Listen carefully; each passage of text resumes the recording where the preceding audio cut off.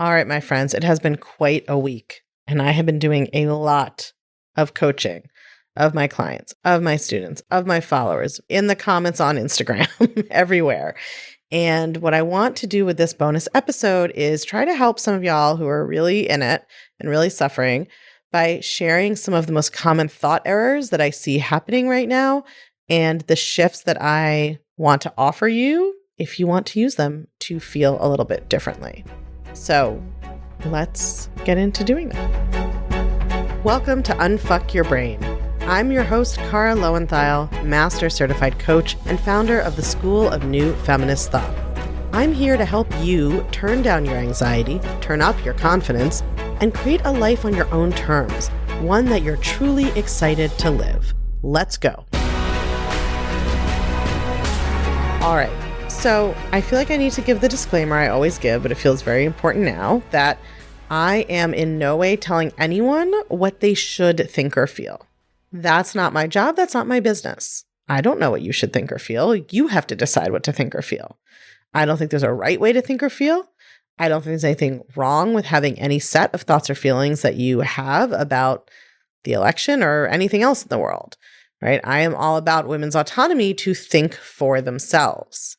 So nothing that I'm saying in this episode should be construed as meaning that, if you have one of these things that I'm calling a thought error, that's like bad and wrong, that you shouldn't have it, that you should think something else, that you shouldn't be having your feelings. None of that. I'm not doing any of that. Okay. Sometimes that's hard to believe because women are so socialized to think that they're doing everything wrong and to think that other people are authorities. So you listen to my podcast, you think, oh, Cara is an authority on what I should think. And if she says that this is a better thought, then that's the thought I'm supposed to have. No, I am just here to identify and share with you some of the thoughts that I see causing a lot of suffering that I'm not sure is necessary, that I know is not emotionally necessary, and the shifts that I have seen be helpful for myself and my clients, my students, my followers. And then those are just a resource for you to use if and when you want to use them. Now, ironically, I'm going to start off with one that I'm seeing from people who aren't freaking out. So I have a lot of people in my world who have been studying my work and doing thought work and coaching themselves since the last time Trump got elected, or even before that. And because they have been managing their minds for so long, they're not spinning out. But then what's happening is they feel bad about not spinning out. They are questioning themselves about not spinning out. They are telling themselves that maybe they're reacting wrong.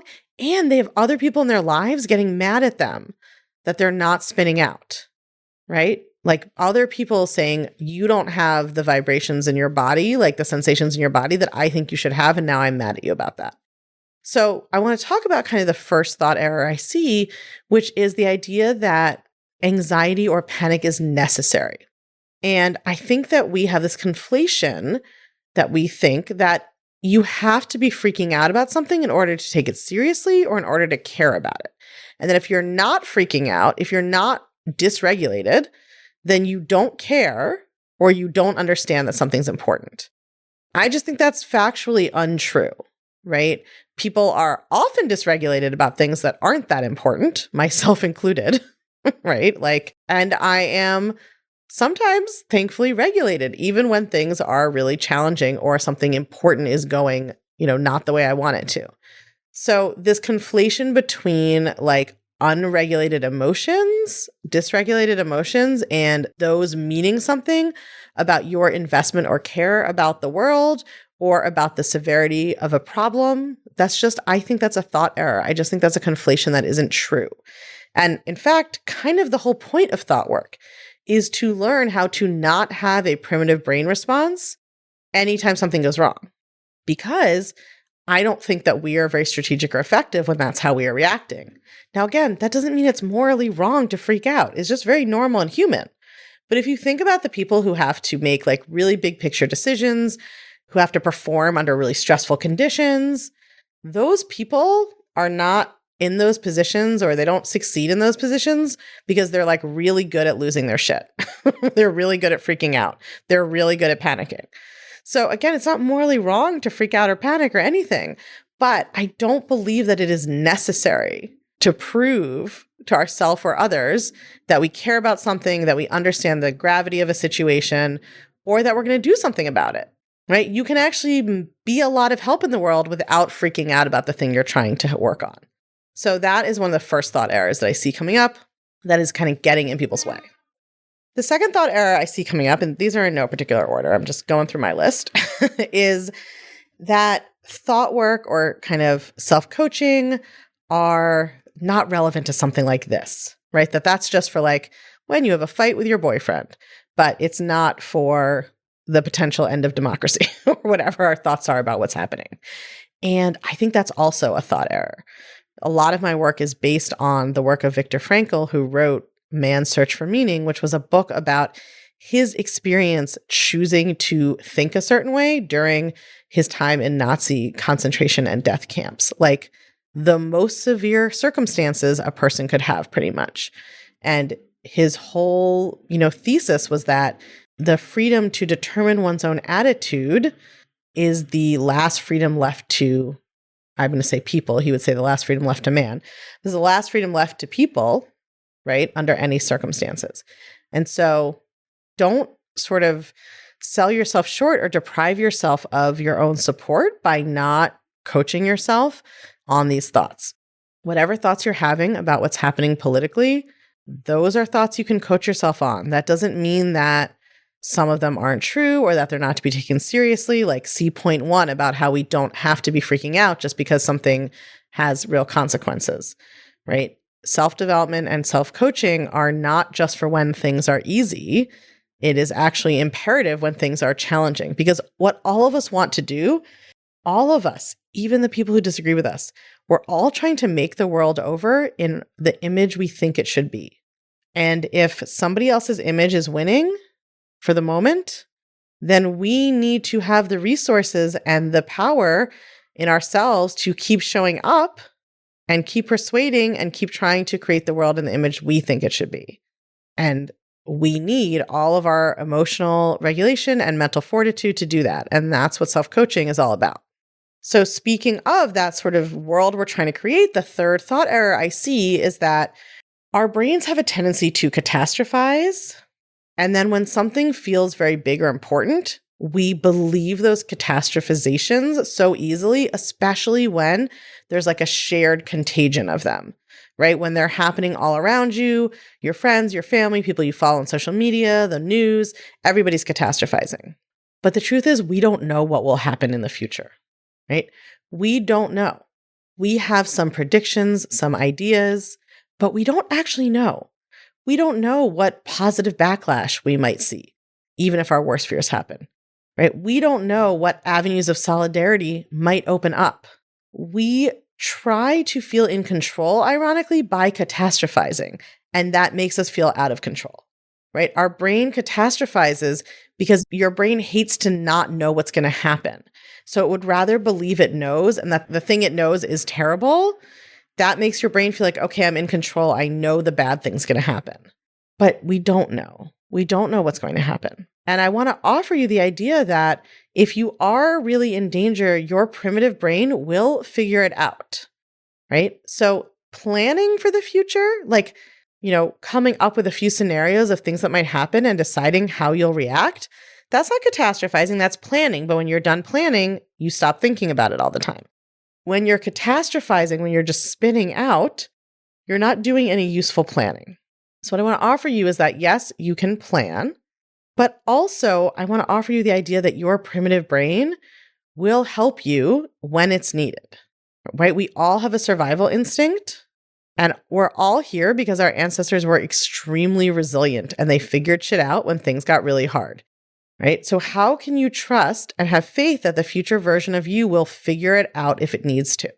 And that catastrophizing right now, if you're not planning and you're just catastrophizing, it's not helping you figure anything out. And your brain's sort of feeling of certainty is really not related to how right it is. And I would encourage you to do an exercise that I've done and that I've had some of my students do, which is just think about sometimes your brain has been wrong before, right? And how can we hold that? Like I can hold that I read the educated predictions about what's going to happen politically, and I believe some of them may come true, And I literally, for better or worse, have a podcast of me talking about what my fears were the last time this happened. And some of them did not come true. That doesn't mean that none of our fears will come true, but we have to be willing to question our brain, believing that with absolute certainty that it already knows everything about the future and that it is all bad and all going to happen. Right? So how can you give airtime to the positive or at least the neutral? How can you be in a place of acknowledging that you don't actually know what's going to happen, but trusting yourself to figure out how to respond when it does?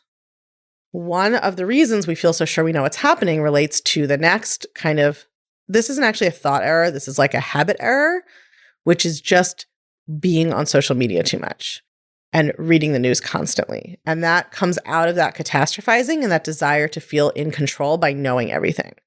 But here's what I want to invite you to pay attention to. Like, I and everybody else are telling you not to doom scroll, and we're all still doing it. But what I want you to understand is that when you spend your whole time on your phone or reading the news, you actually sort of forget that you live in a body in a physical place in reality right now. It's like being in a virtual reality of catastrophe. It's almost like you leave your body and you just experience being like a disembodied panic monkey, right? In a room full of people screaming terrible thoughts at you. And that feels horrible and it's exhausting and it is not productive. You're not even planning when you're in that state, right? So I really want to encourage you to turn off your phone sometimes. You have a physical body that also needs care. You have a physical body where all of that stress is building up and it needs to be released, right? You need to go through that stress cycle. You need to like dance or cry or have like a nice scream in the shower like I did. It was very helpful. You need to get back into your body and get off of your phone and not just live in this like virtual reality echo chamber of hysteria.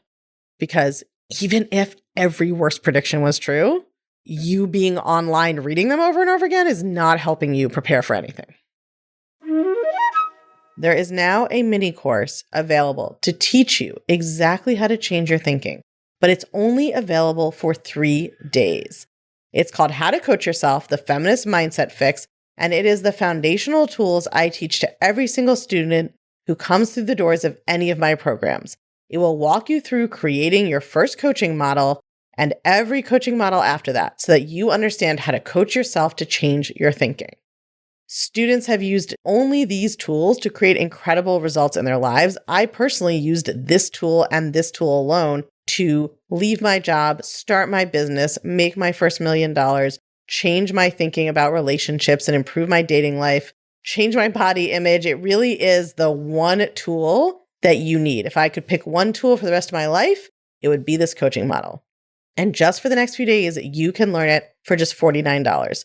Go to unfuckyourbrain.com/Brain Friday, all one word, to sign up right now before we shut our doors on November 17th for this offer, or text your email to +1 347 997 1784 and use code word Friday. So text your email to +1 347 997 1784, code word Friday. Okay, so that leads me to another thought error. And this is kind of related to the catastrophizing as well. And that is the thought error that everything is suddenly different, right? As if we were living in a utopia before. I was coaching somebody and one of my students, and she said, I just can't believe that there's now where a sexual predator has been elected to the White House. And I was like, I don't think that's the first time that's happened. Like, I'm not being flip. I think there's probably been a lot of sexual predators in the White House. Some of them we know about, some of them we may not, right? But we could all name a few. Like, there have been sexist misogynists in the White House before. There have been people with authoritarian leanings in the White House before. We were not living in utopia before this election day. And I'm not saying that things aren't different, but not everything is different. And the reason this matters is that when we think about it like, oh, there was before and now everything is different and now the world is upside down, we feel very disempowered and confused. We feel like we're in an emergency that we have never seen anything like this before and we have no idea what to do and we're totally helpless. And I don't think that's a helpful thought pattern, right? I think this is what a lot of America has been like for a very long time. right? This is like, as a Jewish person, when I see anti-Semitism on the rise, my thought is not like, oh my God, I can't believe this is happening. This has never happened before.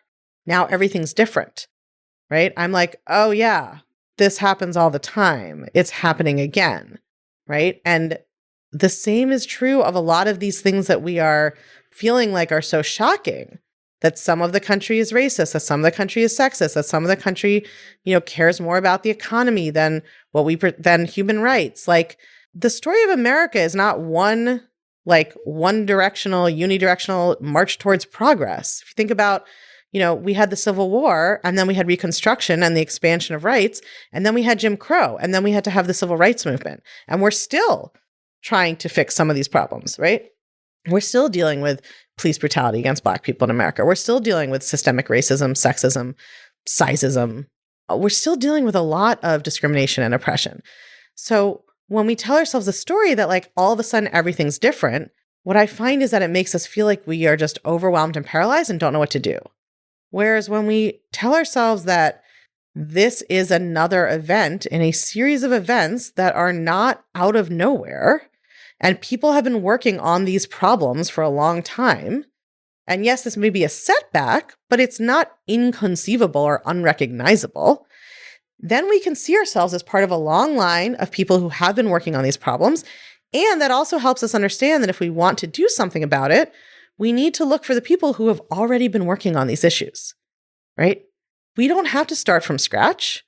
People have been working on these issues that we care about for a long time, and we just need to go find them and learn from them and join them if we aren't already doing that, right? We are part of an ongoing story. We are not through the upside down. Again, I'm just telling you how I see this play out. If your thought that you're through the upside down feels fine to you, or it's motivating you, or you're getting a good result from it, it's okay with me. But that's not what I'm seeing. What I'm seeing is that when we tell ourselves everything is totally different now, we end up feeling paralyzed and overwhelmed and like we don't know what to do. So I've saved the kind of easiest and hardest to swallow thought errors for last. So let's do the one that's hardest first. There's a thought error happening when we think about the people who disagreed with us in this election and the votes that were cast. And I'm not sure exactly how to describe the thought. The thought error is sort of like, I am good and they are bad. I guess that's the thought error, right? I'm a good person, they're a bad person. People who voted my way are good people. People who voted the other way are bad people.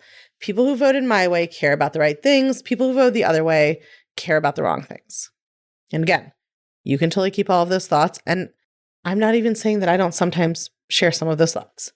But here's what I have found incredibly important to remember. We are all human. And I don't mean that in a kumbaya, so we have to love each other way. What I mean is, it is unfortunately the case that part of being human is being capable of making a decision that doesn't align with all of our values. Being human means being capable of being misled, of being uninformed, of taking action based on incomplete information that ends up having negative consequences. Being human means being capable of making excuses for somebody that we love, admire, respect, or feel validated by, who ends up harming us or other people. Being human means being capable of ignoring or dismissing or minimizing other people's suffering for what we perceive as our own benefit. That is part of being a human. I'm recording this and you're listening to this on computers and phones that we both know were not made by people with incredibly great working conditions who got amazing pay and benefits. Do you know where your clothes came from? Are you driving a car with gasoline, right? I'm not saying like you're a hypocrite, feel bad about yourself. I'm saying it is incredibly, unfortunately, part of being a human to make decisions that benefit us or we perceive will benefit us or that seem to benefit the people we care about, even knowing there may be some cost to other people or there may be harm to other people. And most of the time we do minimize that harm, or we explain it away, or we say we don't quite believe it, or we just don't think about it that much, right? That's part of being human. And when we tell ourselves that we are unimpeachably right and good, and other people are incredibly and obviously bad and evil, we break that humility and understanding of our own humanity. Now, again, it's not kumbaya. It's not love your neighbor. You don't need to love your neighbor if you don't want to. I don't care. It's up to you. You get to decide. This is not like that meme that's like, we're all adults, so we can just be friends even if we disagree. That's not the point. I'm not even talking about how you interact with other people. What I'm talking about is how you think about yourself and your fellow citizens and the rest of humanity, and what kind of outcomes you're going to get from those thoughts. And I find that when we believe that we are unimpeachably right and good and everything we think is true, and other people, because they made this decision, are bad and wrong and horrible and evil, we are actually replicating the thought pattern that other people have, we believe, that we're trying to fight against. And I think that it makes us blind to our own misconceptions, our own mistakes. It makes us unable to be logical or to see clearly. It makes us unable to build coalitions that will succeed. So I know this one is the hardest to swallow, and you don't have to swallow it. But I will just tell you that this is something I'm seeing a lot, and that I have found so much relief and release in reminding myself of my own flawed humanity, and of remembering that being flawed is actually a very normal part of being a human. And that having these kind of cognitive biases, this self-interest, is something all humans are capable of, right?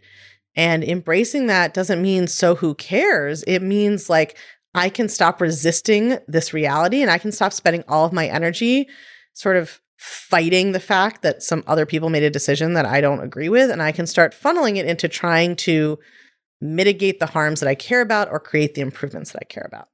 And that brings me to the last kind of thought error I want to talk about. And this is actually one that isn't even specific to the election, in the sense that it's coming up around the election, but it comes up when I coach people about their businesses, about thought work, about their relationships, whatever it is. And that is people saying like, well, I believed we were going in a different direction. I believed that we would have the first female president. I believed that the Democrats would win. I believed that these policies would win. I believed we were making progress. And now I can't believe that anymore. And I want to tell you from the bottom of my fucking heart that belief only means something when we are willing to believe without the evidence being what we want it to be. This is the absolute core of belief work, right? Being willing to believe when things are not going your way. It is easy to believe when the world is matching what you want. It is easy to believe when you have all the results and returns you want. And there's an entitlement in believing that that should be happening all the time, and that if it isn't, well, then you're not going to believe. You're going to stop believing in shared humanity and the possibility of a progressive movement. You're going to stop believing in fighting for the rights and the benefit of all the people who need help, even if they don't know it. You're not going to be involved, right? You're not going to believe because the world is not matching your belief. This is what thought work is all about in our personal lives and in our politics. How do you hold faith that you can make an impact? And how do you keep showing up even when you're not getting the gratification of that impact being true yet, right? How do we define evidence, promise, hope, belief, right? If we're defining it as everything I want isn't happening, there's been a setback, I've failed, what I want isn't carrying the day, so I'm not going to believe, then we are doomed to feeling disempowered and giving up. We have to be able to hold belief when it is not producing results yet. We have to hold faith. We have to keep the candle burning for the world that we want to have, even when the world is not cooperating. It is easy to believe in progress when progress is happening. How do we believe in it when it's not happening? That is what thought work is, right? How do we believe in it when we may not get the evidence we want in our lifetimes? If nobody worked on things that wouldn't come to fruition in their lifetime, we would have no progress at all. Nothing big would ever happen. So how can you be willing to hold belief in the world you want to see and in showing up to create it, especially when the evidence is not coming? That is what we're doing on this podcast in our political lives and in our personal lives. Any change we want to make. How can we hold belief even when it's not happening yet? Or as we're experiencing now, even when some of it happened and then there was a failure. Sometimes that's even harder. Like there's been some success and then you fail. It's like we think, well, I did the belief work and I had some success and now it's supposed to be success forever. No, there's no guarantee of that. History is not linear, right? If you want to be in this, whatever that is, whatever you're trying to believe in, you have to be willing to believe even when it's not working, even when it worked and then it stopped working, even when it feels like you fell back. How do you keep creating and holding belief? That is what you get to decide and you get to control. All right, my friends, keep believing. If you're loving what you're learning on the podcast, you have got to come check out the Feminist Self-Help Society. It's our newly revamped community and classroom where you get individual help to better apply these concepts to your life, along with a library of next-level, blow-your-mind coaching tools and concepts that I just can't fit in a podcast episode. It's also where you can hang out, get coached, and nerd out about all things thought work and feminist mindset with other podcast listeners just like you and me. It's my favorite place on earth, and it will change your life, I guarantee it. Come join us at www.unfuckyourbrain.com/society. I can't wait to see you there.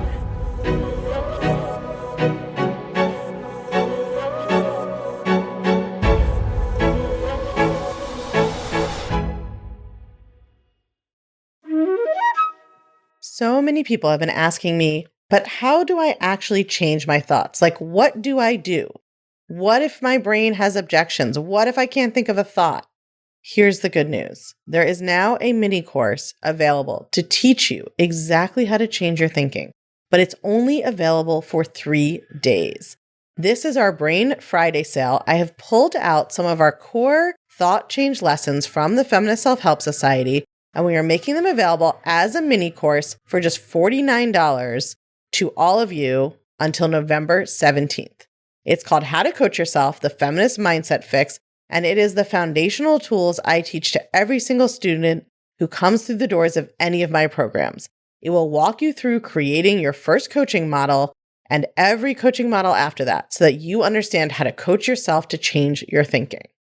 Students have used only these tools to create incredible results in their lives. I personally used this tool and this tool alone to leave my job, start my business, make my first $1 million, change my thinking about relationships and improve my dating life, change my body image. It really is the one tool that you need. If I could pick one tool for the rest of my life, it would be this coaching model.